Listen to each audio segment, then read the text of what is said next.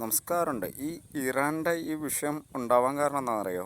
ഈ ലോകത്തിൽ ഇപ്പോൾ ഹൈഡ്രജൻ എങ്ങാണ്ടൊക്കെ ഉപയോഗിക്കാനായിട്ട് ഇന്ധനമായിട്ട് ഉപയോഗിക്കുന്നതെന്ന് കണ്ടുപിടിച്ചു. അതുപോലെ ഫ്ലെയിമബിൾ പ്രൊഡക്റ്റുകൾ ഉപയോഗിച്ചിട്ട് അടുപ്പ് കത്തിക്കുന്നത്, അപ്പോൾ അങ്ങനെ ധാരാളം വാഹനങ്ങൾ ഓടിക്കുന്നത്, ബാറ്ററി അങ്ങനെ അങ്ങനെ അങ്ങനെ വരുമ്പോൾ ഇവർ ഈ സാധനം വിറ്റുപോകാത്തൊരു അവസ്ഥ വരും. അങ്ങനെയുള്ള കണ്ടെത്തുന്നവരെയൊക്കെ അവർ കൊന്നുകളയുക, അങ്ങനെ എന്തൊക്കെയോ അഭ്യാസങ്ങൾ ചെയ്തിട്ടുണ്ട്. അവർ പാടില്ല എന്ന് പറഞ്ഞു, പൊട്ടിയെറിക്കുമെന്ന് പറഞ്ഞു. ഹൈഡ്രജൻ വെച്ചിട്ടൊന്നും വാഹനം ഓടിക്കാൻ പാടില്ല എന്ന് പറഞ്ഞിട്ട് അവർ ചട്ടം പറയുകയാണ്. ചട്ടം പറയാമെന്ന് പറയുമ്പോൾ പിന്നെ റിസർച്ചിൻ്റെ കാര്യമില്ലല്ലോ. ഇവരുടെ സാധനം നമ്മൾ ബലമായിട്ട് മേടിക്കാനൊന്നും പറ്റില്ലല്ലോ. അങ്ങനെയാണ് ആ മരിച്ചുപോയ പെണ്ണന്ന് സംസാരിച്ചിട്ടുണ്ടായിരുന്നത്.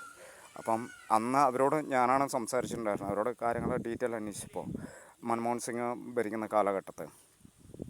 അപ്പോൾ അതുമായിട്ട് ബന്ധപ്പെട്ടിട്ടാണ് ഇപ്പോൾ നടക്കുന്ന ഈ സംഭവം. ഇതിപ്പോൾ ഒന്നും ചെയ്യാൻ കഴിയില്ല. അവരുടെ പ്രൊഡക്റ്റ് എല്ലാവരും മേടിക്കാനൊന്നും കഴിഞ്ഞൊന്നും വരില്ല. ഇന്ധനം അതും മാറ്റി ഉപയോഗിക്കുക. ഇതിപ്പോൾ നമ്മുടെ ചെന്നൈയിലെങ്ങാണ്ട് ഇതുപോലെ ഹൈഡ്രജൻ ഉപയോഗിച്ചിട്ട് അടുപ്പ് കത്തിക്കുന്ന കണ്ടുപിടിച്ചിട്ട് അവർക്ക് ഇപ്പോൾ പാറ്റൻറ്റ് കൊടുക്കാതെ എടുത്തു വെച്ച് കഴിഞ്ഞാൽ നിങ്ങൾ ഇതുപോലെ അപ്പോൾ ടെററിസ്റ്റുകളെ തീറ്റിപ്പോറ്റി ഇതുപോലെ ആവും, സംരക്ഷിച്ചതിന് കുറ്റമാവും. അവർ പൊട്ടിയെറിക്കുന്നതാണ് പറയുന്നത്.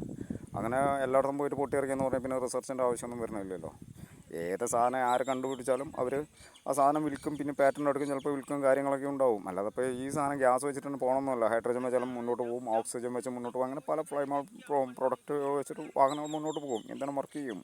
ഇവർ പറയുന്നതും കേൾക്കാനൊന്നും കഴിഞ്ഞൊന്നും വരില്ല. അവരോട് മാന്യമായിട്ട് സറണ്ടർ ആവാൻ പറയുക, കീഴടങ്ങാൻ പറയുക.